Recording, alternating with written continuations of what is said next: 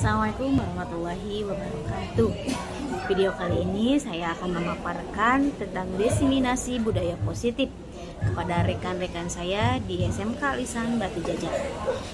Pada pemaparan kali ini saya menciptakan budaya positif, penerapan konsep-konsep inti, eksplorasi konsep, disiplin positif, motivasi perilaku manusia, posisi kontrol seorang guru, dan pembuatan keyakinan sekolah atau kelas, disertai penerapan segitiga restitusi.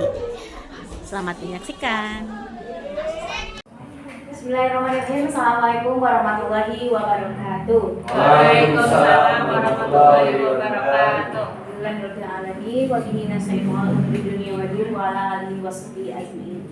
Pertama-tama marilah kita panjatkan puja dan puji syukur kehadirat Allah Subhanahu wa taala yang mana atas rezekinya kita bisa berkumpul di sini. Tak lupa salawat serta salam kita sampaikan kepada Nabi kita, Nabi Muhammad Sallallahu Alaihi Wasallam. Yang pertama, terima kasih kepada Bapak Ibu guru yang berkenan hadir dalam dispensasi budaya positif di SMK Lisan Batu Jajar. Perkenalkan, saya Dion Widianingsih, calon guru penggerak angkatan ke-10. Ya, Bren.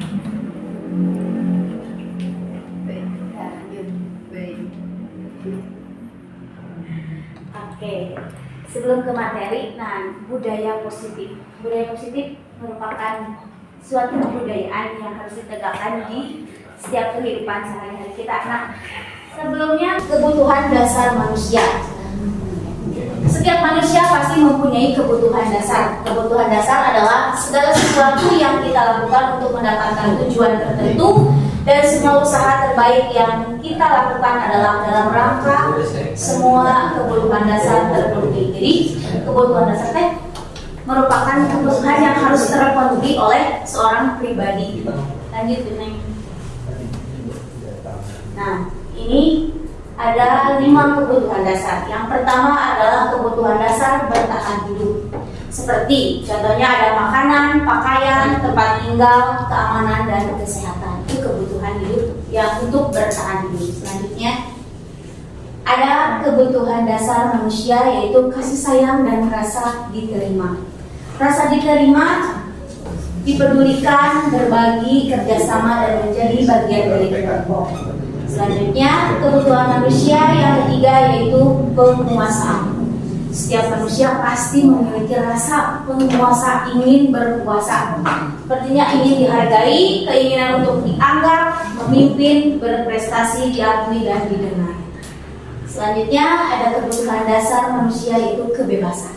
Setiap manusia pasti ingin memiliki kebebasan, memilih sesuatu, kebebasan mengekspresikan sesuatu. Nah, di sini kebebasan mandiri, memiliki pilihan, mencoba hal baru, mampu mengendalikan arah dirinya. Selanjutnya, kebutuhan dasar manusia yaitu kesenangan. Setiap manusia pasti butuh kesenangan ya dalam hidupnya. Di sini kesenangan seperti bermain, humor, antusiasme, dan tertawa yang pasti. Untuk membutuhkan kesenangan itu kebahagiaan tentunya. Nah, motivasi perilaku manusia. Yang pertama, menghindari hukuman atau ketidaknyamanan. Yang kedua, mendapatkan imbalan penghargaan dari orang lain.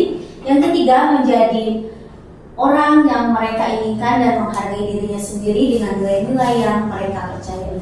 Yang pertama, perilaku manusia pasti menghindari hukuman. Tapi di Indonesia zaman sekarang ada peraturan, pasti ada pelanggaran. Nah, sudah pasti. Nah, setiap ada peraturan yang signifikan saja, coret. Tapi ternyata tetap di situ masih parkir. Nah, itu tuh menghindari hukuman. Contoh, dua, mendapatkan imbalan atau penghargaan dari orang lain. Setiap orang pastilah ingin mendapatkan penghargaan dari orang lain. Salah satunya kita di sekolah ingin dihargai oleh anak-anak. Bukan ingin dikasih hadiah seperti itu, bukan ya. Tapi ingin dihargai ketika kita menyampaikan materi, anak-anak mendengarkan, itu sebuah penghargaan bagi kita. Selanjutnya, menjadi orang yang mereka inginkan dan menghargai dirinya sendiri dengan nilai-nilai yang mereka percayai. Orang yang mereka inginkan, jadi kita tuh dibutuhkan di masyarakat, bukan hanya jadi kita yang membutuhkan, tapi kita yang dibutuhkan. Ibu Neng. Nah, sekarang langsung ke aksi nyata modul 1.4. Sebelumnya saya akan memberikan pertanyaan ice breaking dulu sih. Coba Bapak Ibu berdiri sebentar. Berdiri, perutnya ini buka ya. Bisa. Pegang pundak, langsung digerakkan. Oke. Siap? Buka, tutup. Tangan di pundak. Buka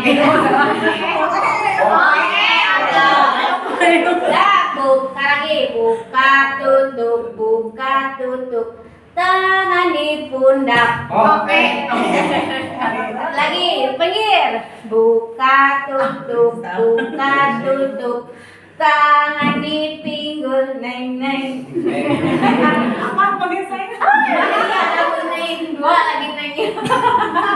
Oke, ulangi. Buka, tutup.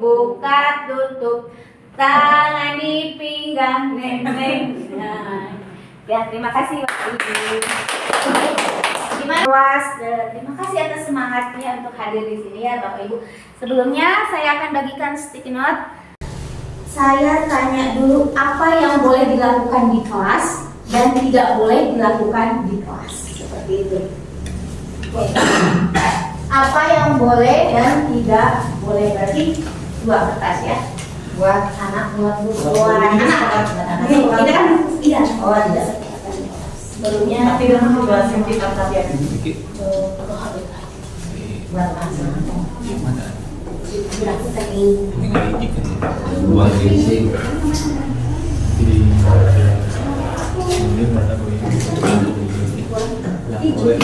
Ini yang boleh, yang kuning yang boleh, yang biru yang tidak boleh. Satu aja. Yang boleh, yang kuning, yang tidak boleh, yang biru. Siswa tidak boleh apa? Yang boleh yang kuning. Yup. Ini kita buat ya.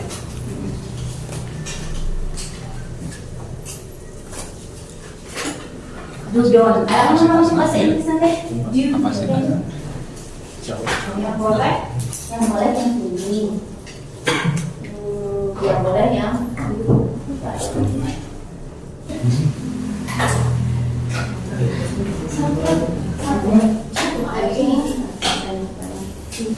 Singkat, padat, dan jelas.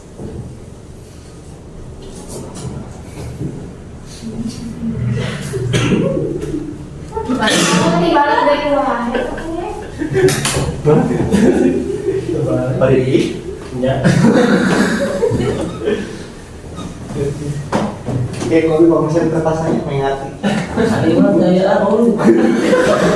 Oh, ini pakai gelas gitu. Ayo. nggak balik.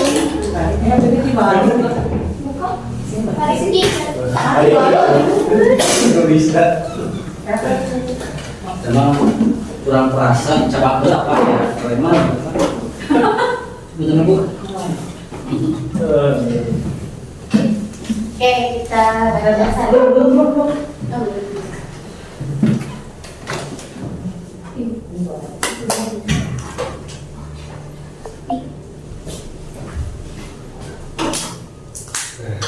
Oke.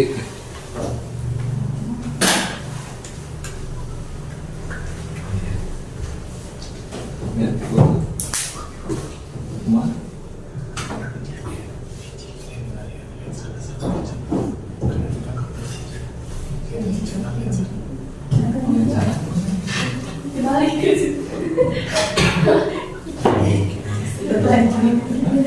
Boleh karena Beneng paling terakhir, tolong bacakan. Oh, boleh dengan senang hati.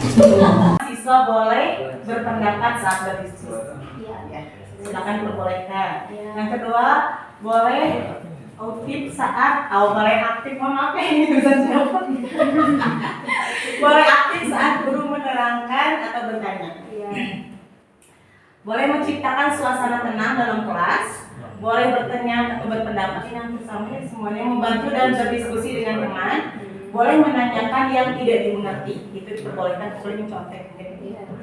Anak boleh bertanya dengan apa yang disampaikan oleh seorang guru kalau tidak mengerti. Harus saling bertegur sapa, bertanya, berpendapat, berpikir kritis. Ini yang boleh dilakukan di dalam kelas. Ya. Terima kasih Bu. Ya, sama-sama. Beri tepuk tangan. Selanjutnya yang tidak boleh dilakukan di kelas. Coba Pak Rizky, tolong bacakan.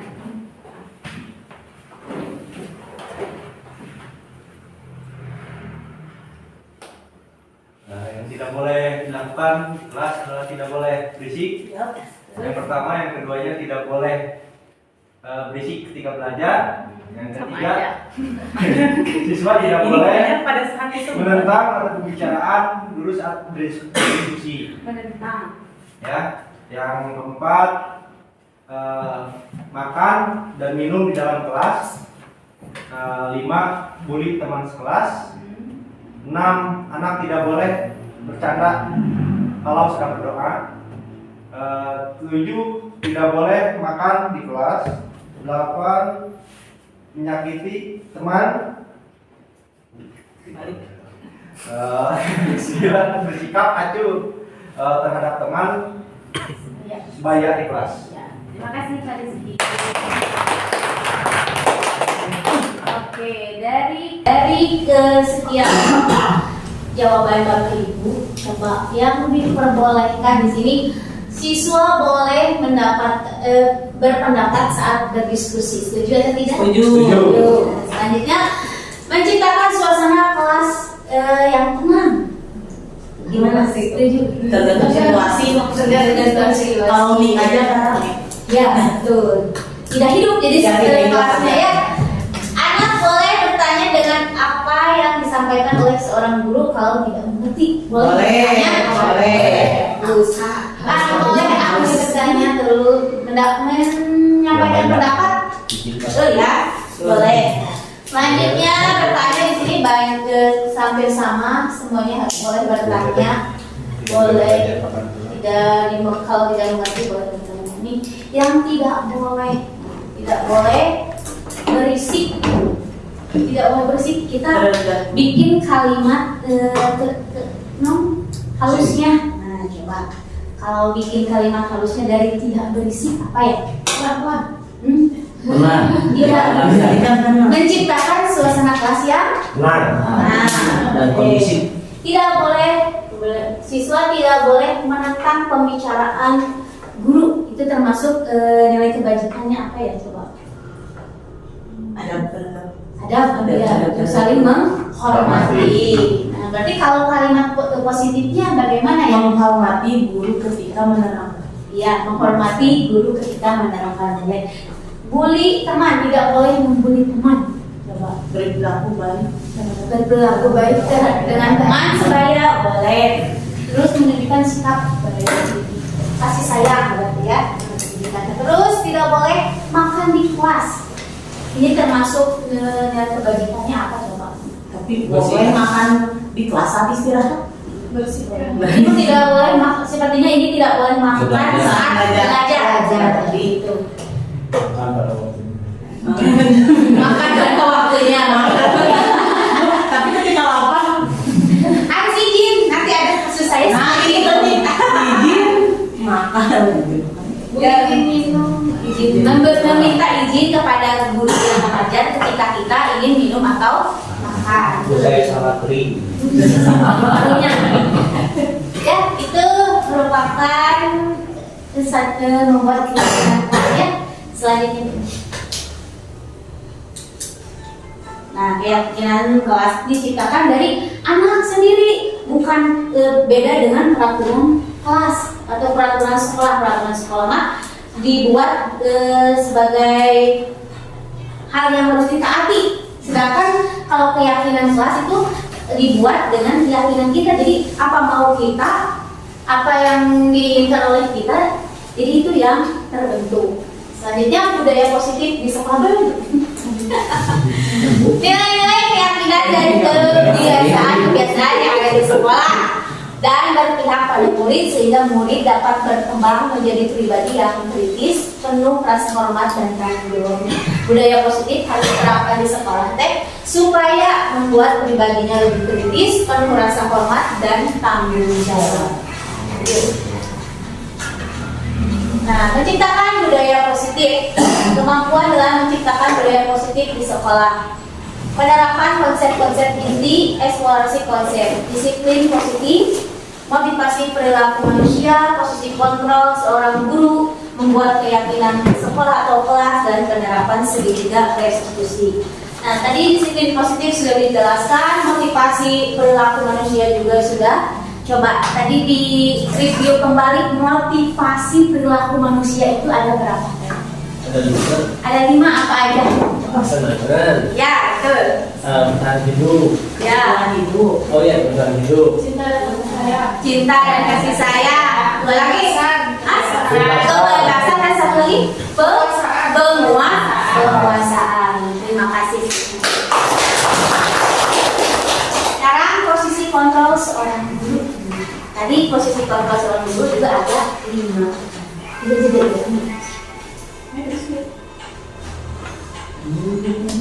Disiplin positif. Disiplin positif di sini bertanggung jawab dan menumbuhkan kesadaran diri berdasarkan nilai-nilai kebajikan. Kontrol diri dalam melakukan tindakan, memahami dan menyadari berdasar motivasi internal, bukan atas paksaan, ujian atau hukuman. Jadi budaya positif tercipta dari menyadari, berasal dari motivasi diri sendiri. Jadi kalau budaya positif itu muncul dari diri kita sendiri, nah bukan dari paksaan, bukan dari ujian, bahkan dari hukuman. Motivasi perilaku manusia terbagi menjadi 2 bagian ya motivasinya. Yang ini motivasi eksternal dan internal. Yang pertama, menghindari ketidaknyamanan atau hukuman, mendapatkan penghargaan atau imbalan. Yang kedua, motivasi internal, itu menjadi orang yang diinginkan dan menghargai diri sendiri dengan nilai-nilai yang dipercaya. Yang pertama, motivasi perilaku manusia, pasti menghindari ketidaknyamanan. Contoh perilaku manusia yang menunjukkan ketidaknyamanan seperti apa ya? Contoh perilaku manusia yang membuat dia tidak nyaman. Satu, betul, dipaksakan. Suatu paksaan itu akan menyakitkan. Contohnya, terus mendapatkan penghargaan atau imbalan. Jadi setiap manusia orang mah kerja dia pengen dikasih imbalan aja.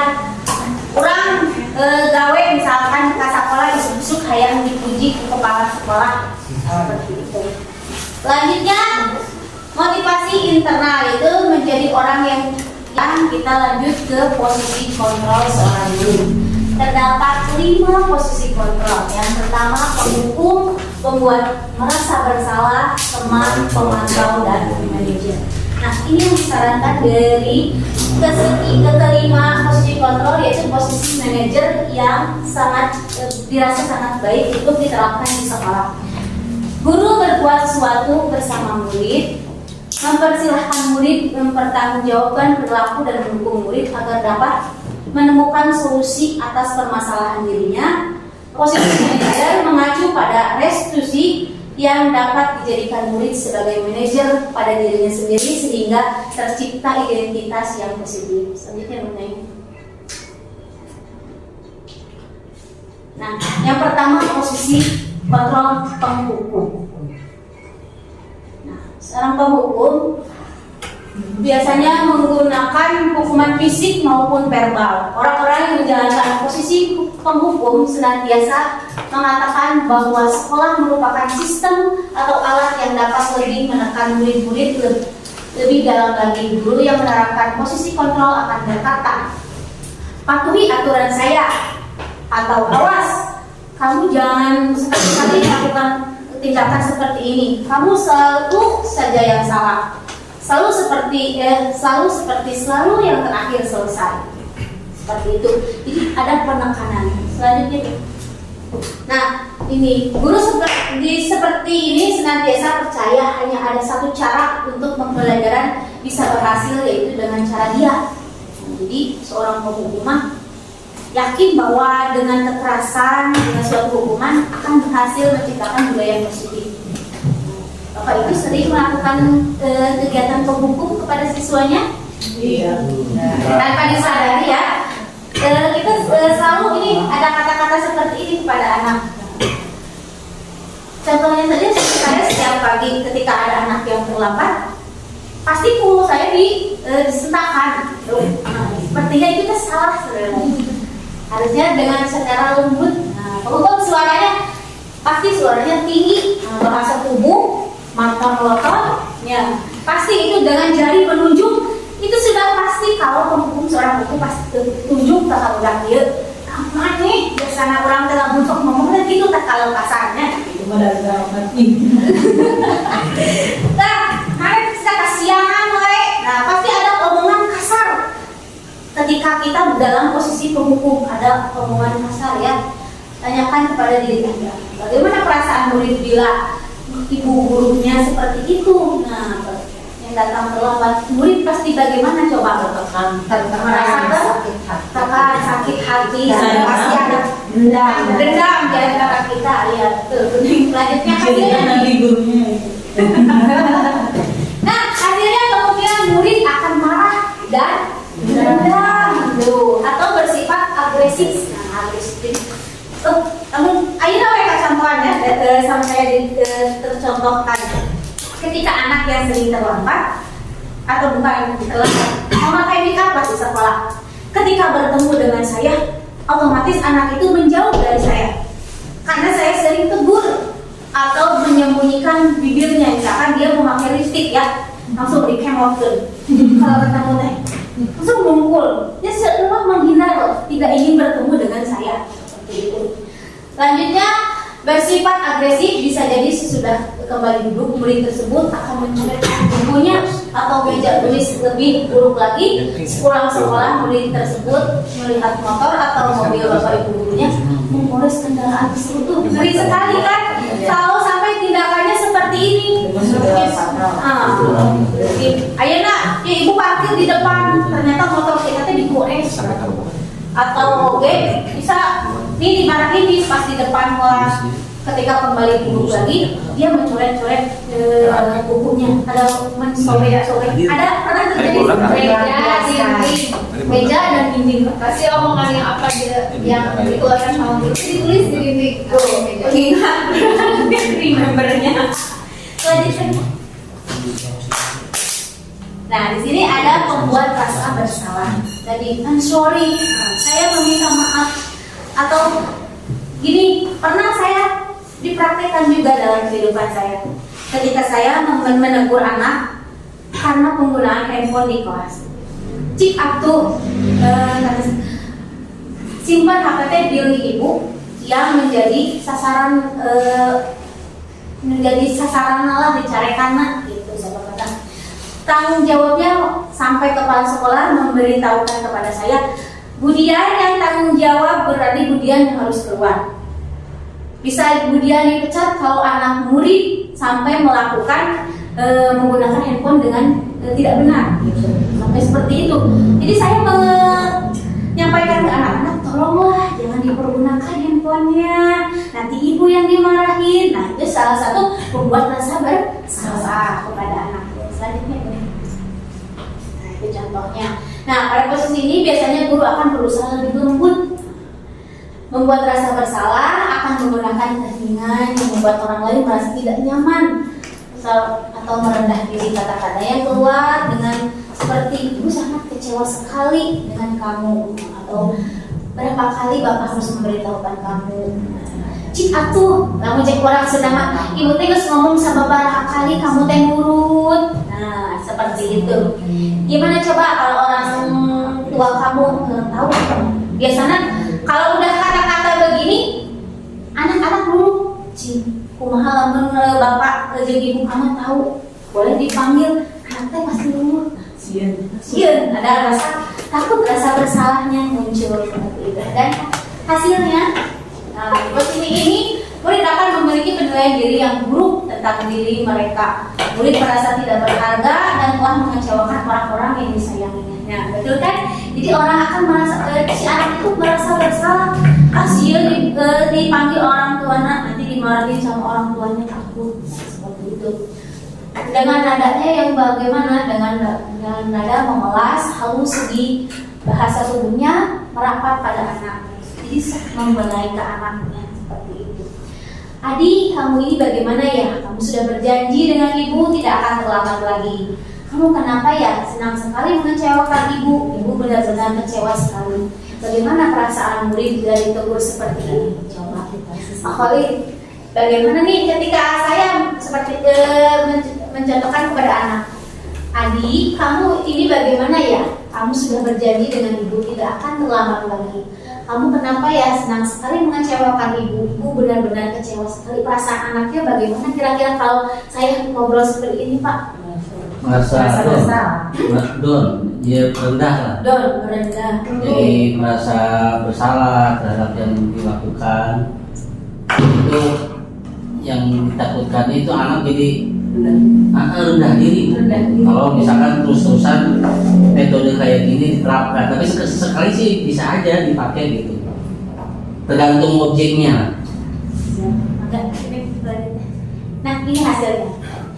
Murid akan merasa bersalah telah mengecewakan ibu bapak gurunya. Murid akan merasa menjadi orang yang gagal, tidak sanggup membahagiakan orang lainnya. Tadi merasa gagal karena sudah mengecewakan. Nah, seperti itu. Kadang-kala sikap seperti ini lebih berbahaya dari sikap menghukum karena emosi akan tertanam rapat di dalam. Jadi ada pendendam.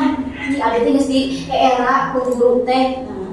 Tidak akan muncul dengan negatif amarahnya walaupun dengan cara negatif. Murid tertekan seperti inilah yang tiba-tiba bisa meletus amarahnya dan bisa menyakiti dirinya sendiri dan orang lain seperti itu. Menarik ya. Sekarang posisi kontrolnya sebagai teman. Sering kali nih ketika kita menghadapi anak-anak, posisi kontrol kita sebagai teman. Jadi seiring pendidikan sekarang, anak dan guru itu sudah biasa itu kayak dengan simbol seperti ini aja, anak ke ibu guru. Nah, itu sudah menunjukkan posisi teman, bestie. Nah, guru pada posisi ini tidak akan menyakiti murid, namun akan tetap berupaya mengontrol murid melalui persuasi pencegahan. Posisi teman pada guru bisa negatif ataupun positif. Positif di sini berupa hubungan baik yang terjalin antara guru dan murid. Guru di posisi teman menggunakan hubungan baik dan humor untuk mempengaruhi seseorang. Mereka akan berkata, "Ayo, bantulah ibu, bantulah bapak demi bapak. Ayo, ingat tidak bantuan ibu selama ini. Sudah kali ini tidak apa-apa, nanti ibu bantu bereskan." Contoh dalam kehidupan sehari-hari saya pernah menjadi posisi kontrol sebagai teman. Contoh anak tidak mengganti roknya ketika sholat zuhur berjamaah. Coba ibu kan udah dikasih tahu beberapa kali, kenapa kamu belum ganti roknya? Tidak punya ibu katanya. Setelah tidak punya, aduh gimana ya? Carilah rok yang tidak terpakai, saya kasihkan roknya supaya kamu bisa ganti lah. Kita teruskan saja ya. Nah, ada suaranya juga ramah, akrab dan bercanda. Pak di posisi ada 1, 2, 3. Nah, dengan nada suara yang ramah, akrab dan bercanda, bahasa tubuh merapat pada murid, mata dan senyuman jenaka. Nah, biasanya kalau posisi teman itu posisinya seperti ini. Kenapa? Adi, ayolah, bagaimana sih kamu? Kemarin kamu sudah janji ke bapak, bukan kenapa terlambat lagi? Sambil ketawa ringan. Biasanya menanyakan sesuatu halnya dengan senyuman dan dengan sapaan yang halus kepada anak, dan anaknya itu ditekati juga. Nah, sambil senyum-senyum. Bagaimana perasaan murid dengan sikap seperti ini?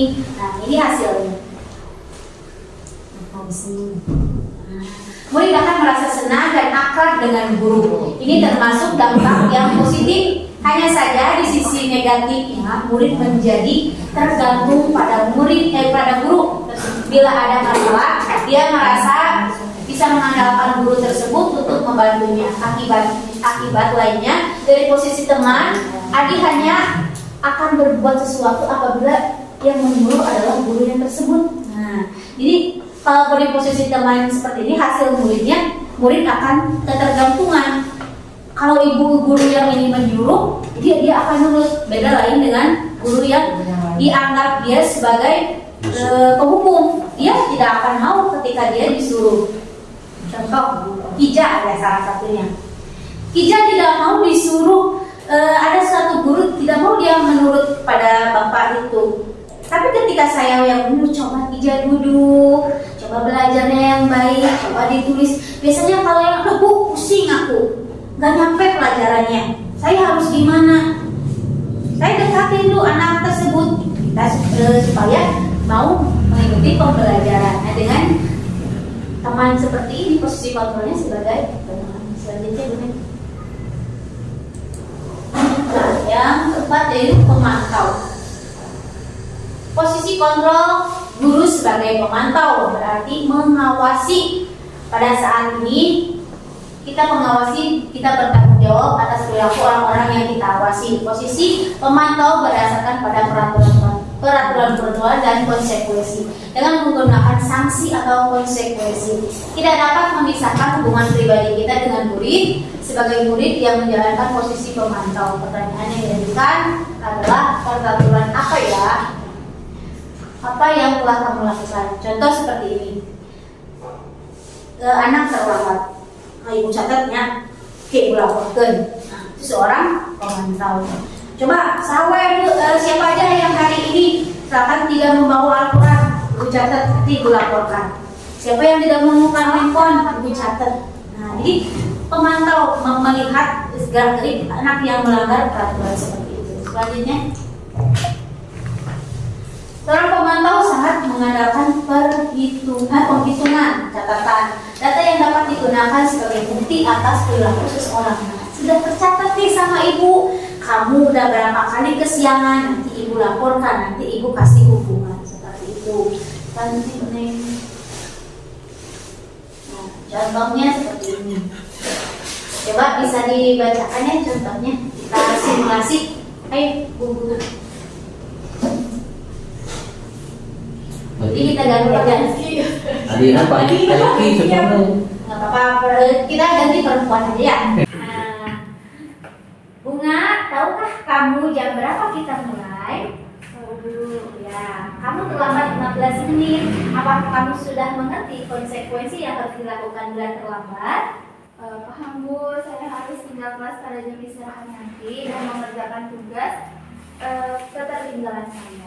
Ya, benar. Nanti pada saat jam istirahat, kamu harus tinggal di kelas untuk menyelesaikan tugas yang tertinggal tadi. Saya tunggu ya. Baik Bu. Nah, sekarang bagaimana perasaannya kalau ibu nanya seperti ini nih?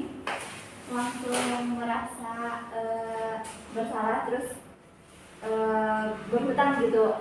Kalau paginya tertinggal jadi harus menyusul. Harus mengejar.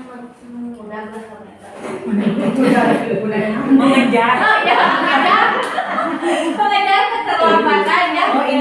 Konsekuensinya harus mengejar keterlambatan karena kita sadar diri kalau kita terlambat. Terima kasih Bunga. Selanjutnya. Hasilnya itu murid memahami konsekuensi yang harus dijalankan. Nah, tadi kan Bu Bunga paham apa yang harus dikerjakan ketika ditanya sebagai pemantau seperti itu. Selanjutnya, yang terakhir adalah manajer. Keyakinan kelas.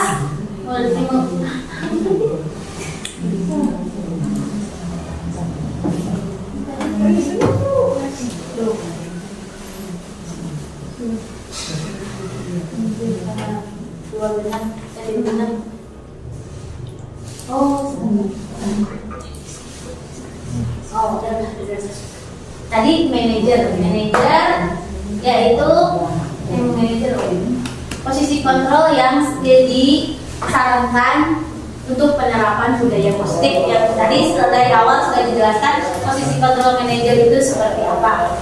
Selanjutnya kita lanjut ketika kita melaksanakan kasus mana nih?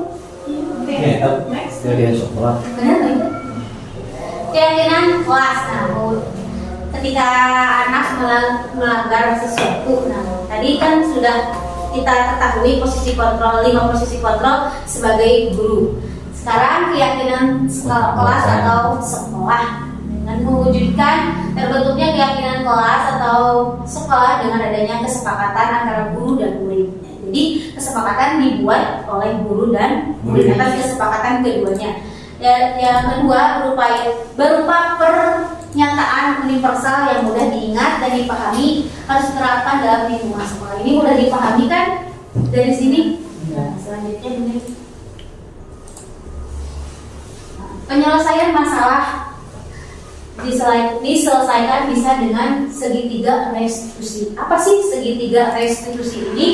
Suatu proses dialog yang dijalankan guru atau orang tua akan dapat menghasilkan murid yang mandiri dan bertanggung jawab. Sebaiknya ketika kita melakukan pendekatan dengan restitusi ini tidak di hadapan teman-temannya. Jadi seorang yang melanggar peraturan itu kita bawa ke kelas atau ke ruangan dan kita ngobrol bersama berteman. Seperti itu.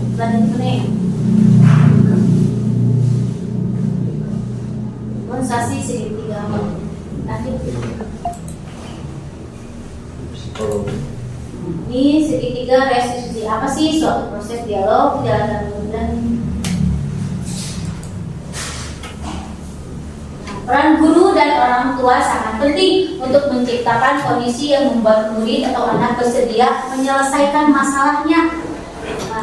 Baik dengan kata-kata semua orang pasti pernah berbuat salah dan bukan mengatakan kamu harus lakukan ini kalau tidak maka. Jadi ketika kamu mendapati anak yang bermasalah, kamu tidak harus mengejas. Kamu itu salah. Kamu harus lakukan ini. Tetapi kita bukan satu-satunya yang salah. Jadi seperti itu. Misalkan Bu Neni terlambat nih. Jangan saya bilang, Bu Neni kenapa terlambat terus? Atau kamu Bu Neni harus lari. Misalkan karena terlambat. Tidak seperti itu. Tapi kita harus menyelesaikannya dengan bertanya dan bilang, kamu Neng bukan hanya satu-satunya guru yang terlambat, masih ada guru yang terlambat seperti saya juga pernah seperti itu. Lanjut. Nah ini segitiga restitusi. Yang pertama, yang pertama yaitu menstabilkan identitas. Yang kedua, validasi tindakan yang salah. Yang ketiga, menanyakan keyakinan. Selanjutnya. Ini sudah tidak konsentrasi. Ini bisa Menstabilkan identitas. Apa sih yang dimaksud menstabilkan identitas? Yaitu berdasarkan prinsip membuat kesalahan adalah bagian dari proses pembelajaran. Jadi kita kamu salah, tapi kita jangan tidak salah. Coba kamu salah, kamu tadi ngapain? Tanya jangan. Kamu tadi terlambat. Nah itu tidak boleh ya. Nah selanjutnya menggeser identitas gagal ke identitas sukses. Nah, tidak ada manusia yang sempurna. Saya juga pernah melakukan kesalahan itu. Jadi kata-katanya seperti itu ya. Jadi bukan kamu yang satu-satunya yang terlambat, tapi ada orang lain juga yang pernah terlambat. Selanjutnya adalah menstabilkan identitas. Di sini contoh-contohnya berbuat salah itu tidak apa-apa. Ini kata-katanya ya bisa dibaca. Sekarang validasi tindakan yang salah. Pasti validasi, coba. Kata validasi apa iki? Validasi itu apa sih? Validasi. Jadi yang mengiyakan.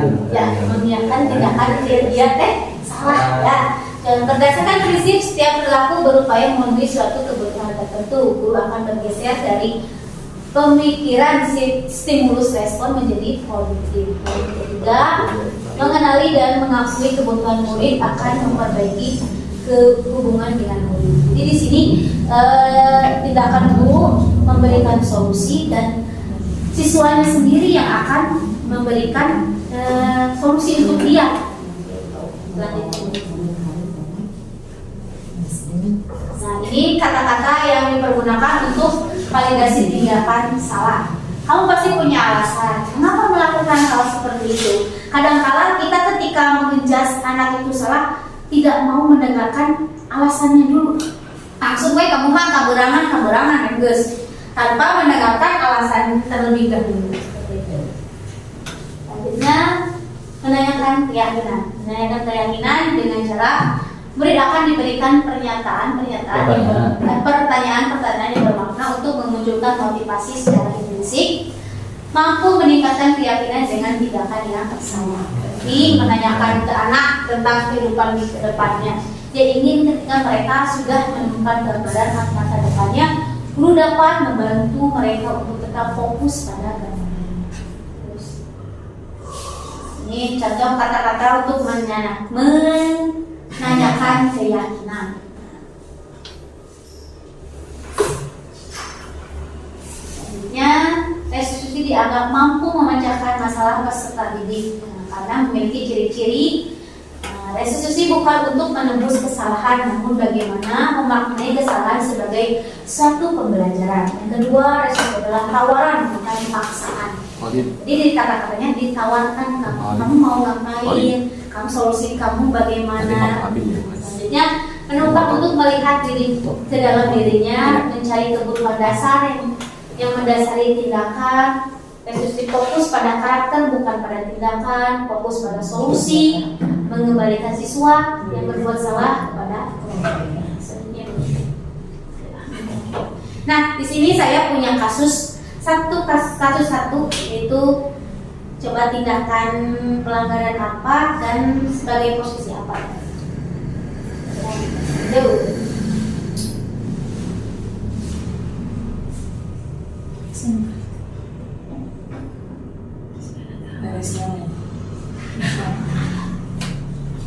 Saya mau videonya.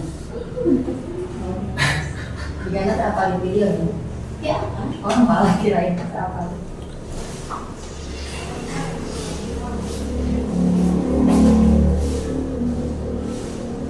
Suaranya dulu.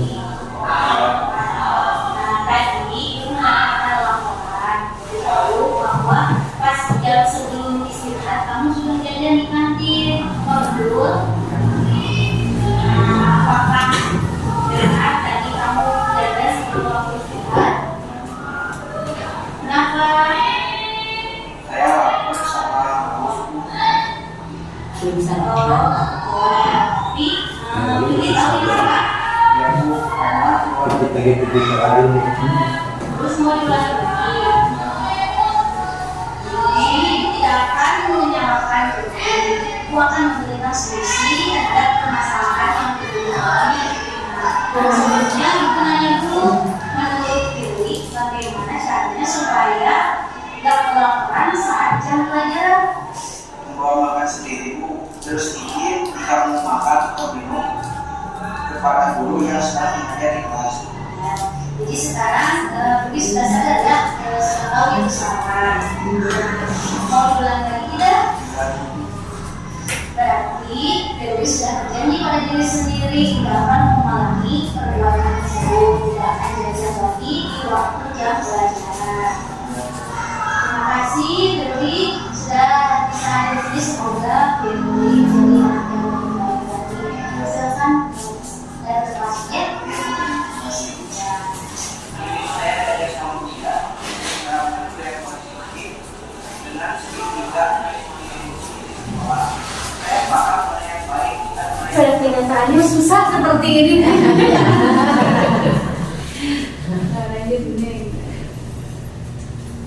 Satu, ya, seorang siswa sering melakukan pelanggaran sekolahnya, melakukan pelanggaran lagi dengan jajan pada saat jam pelajaran.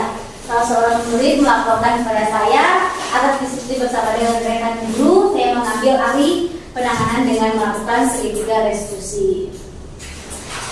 Sekarang kasus kedua.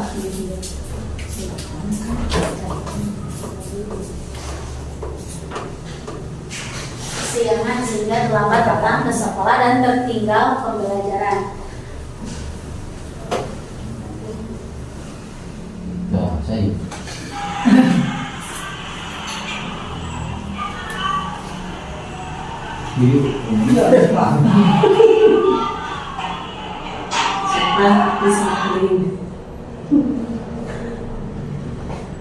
Ketua OSIS yuk.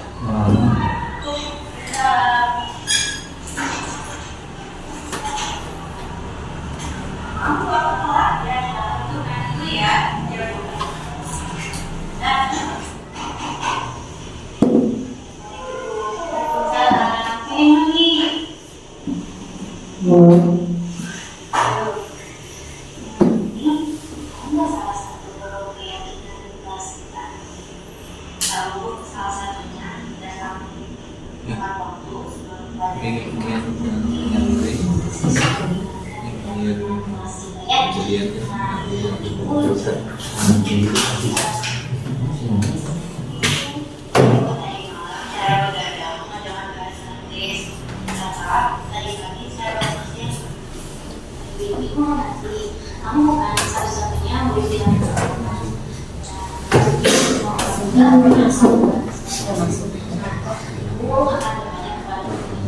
tapi kan ini terlepas satu-satunya. Apa yang masih dalam? Tugasnya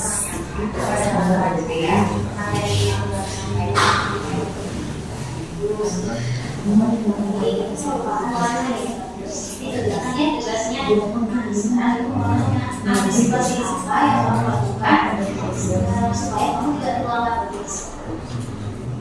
berusaha dia berada menjalankan tugasnya tidak ada keras tetap melakukan alarm supaya itu langsung fokus kamu bisa melakukan dalam aktivitas kesehariannya sehingga tidak akan terlambat lagi. Terima kasih Denny sudah berbagi ibu senang. Kasih ya Bu.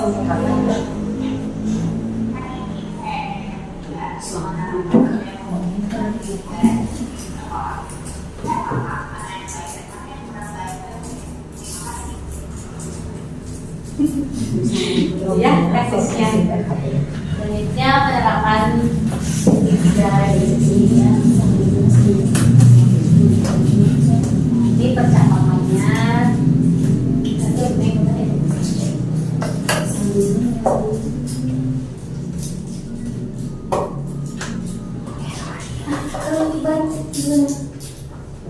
nah, memvalidasi tindakan salah dengan kata-katanya seperti ini. Bisa dilihat saya tidak menyalahkan anak ya. Sini ibu tidak akan menyalahkan. Sini ibu akan memberikan solusi tentang permasalahan yang kamu hadapi. Sebelumnya ibu nanya dulu menurut Titik bagaimana cara supaya nggak keluar lagi saat dalam pelajaran. Jadi tidak menyalahkan malah memberikan solusi. Selanjutnya menanyakan keyakinan apa kira-kira yang dilanggar tadi. Jadi keyakinan makan dan minum saat jam pelajaran. Kasus kedua, ada siswa yang sering terlambat. Di sini menstabilkan identitasnya.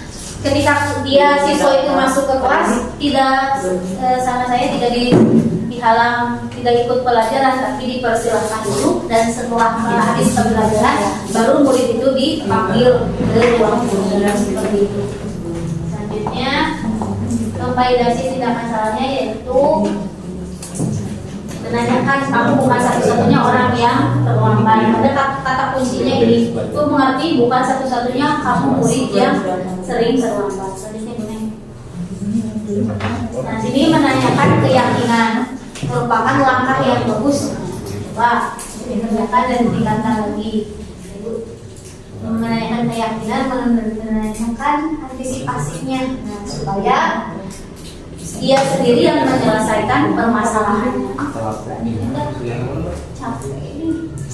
Keyakinan kelas, cara membuat keyakinan kelas. Yang pertama, siswa menulis keyakinan kelasnya yang mereka inginkan. Seperti tadi di pertemuan awal kita sudah membuat keyakinan kelas. Guru dan siswa mengulas kembali keyakinan yang telah tertulis. Yang ketiga, siswa dan guru memilih keyakinan kelas yang penting. Dan yang keempat, mengubah keyakinan kelas menjadi kalimat positif, mengecek dan menyepakati keyakinan kelas. Tadi sudah dilaksanakan oleh kita seluruh keyakinan kelas. Bisa diganti. Terima kasih. Alhamdulillah, desiminasi kepada rekan sejawat telah selesai terlaksana. Saya cukupkan sampai di sini dan assalamualaikum warahmatullahi wabarakatuh.